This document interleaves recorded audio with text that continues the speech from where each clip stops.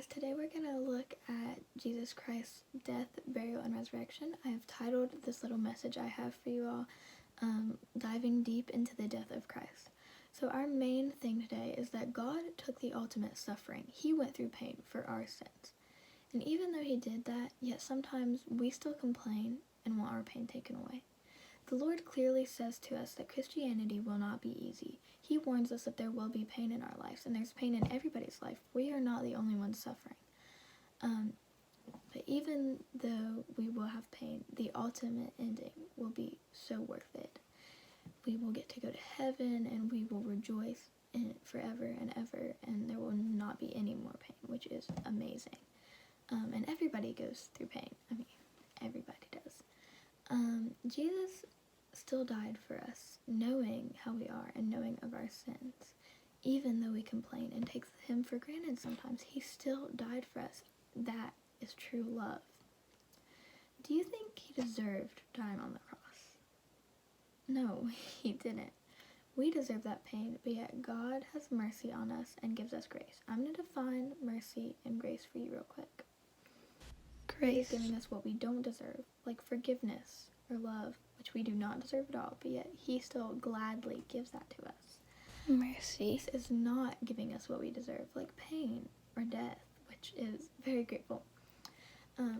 Sometimes we deserve a punishment, but yet he still doesn't give it to us. That is mercy. We're going to take a look at steadfast love, which is mentioned 196 times just in the Old Testament and 127 times in Psalm alone. Psalm 107:1 says, "Oh, give thanks to the Lord, for he is good, for his steadfast love endures forever."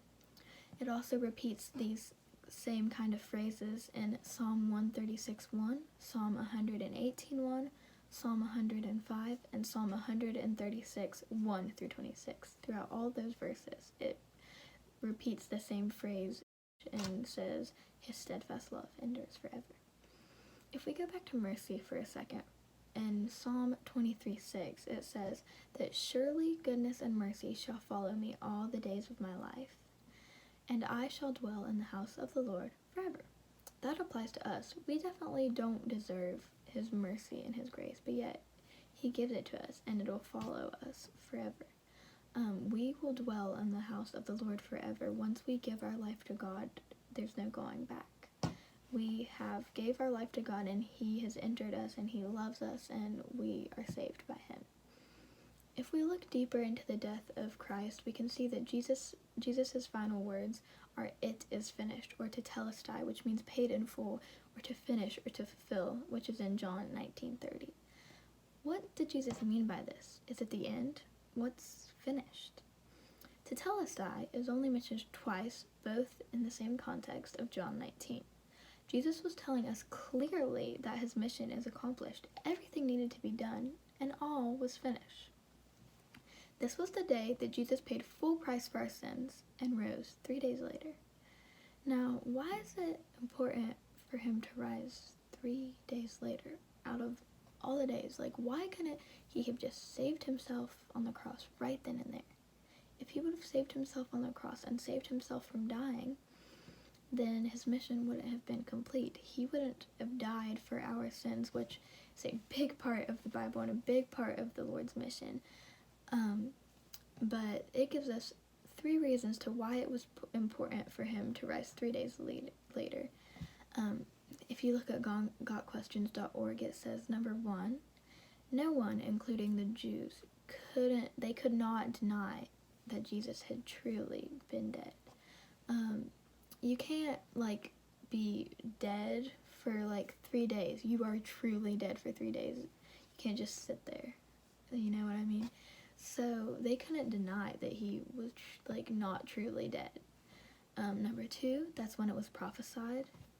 That was when it's earlier in the Bible it said that he would rise 3 days later.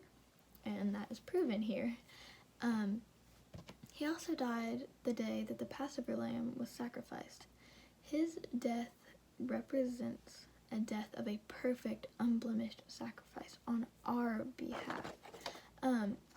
Now, how he says telestai, does this mean that because Jesus' mission was finished that we don't have to like work and tell others about the gospel? No, we still need to spread the gospel and tell of his mission that Jesus completed to everyone he can. If we tell the mission to more people, the more the mission will be accomplished. The more that we can tell people about Jesus' love and that they might get saved and that they might seek the Lord ultimately, which is great. So we're coming to an end of this message, and if you don't get anything else from this message, I want you to get at least these 2 points. Number 1, his death represents a new beginning and life for all that put their trust in him. Number 2, we deserve punishment, but yet Jesus died for us. And if that doesn't show that Jesus truly loves us, I don't know what will, because it clearly shows his love for us. Now, if you are not saved, I want you to listen to this last part, or if you are saved, you can go ahead and keep watching. But you don't have to suffer. If you want to give your life to Christ today, you can. You just have to pray these simple things, which can be found in the Romans Road or the Gospel ABCs, which I might say in another video. But all you have to do is give your life to Lord. You have to tell him, yes, I know I have sinned and I know I'm a sinner and I know what I have done, but Lord, I want you to forgive me of this. I want you to come into my life and I want you to be seen in my life. I want you to be shown throughout everything and I want you to help me. And that way you can go to heaven and that way you can be happy in the Lord. And I want you, if you want to give your life to Jesus today, do it. And do it. It'll help you so much. Don't make the eternal mistake. Go ahead and change that mistake and give your life to the Lord. Okay? Bye, guys. Well, I hope you enjoyed this little short message and have a wonderful day.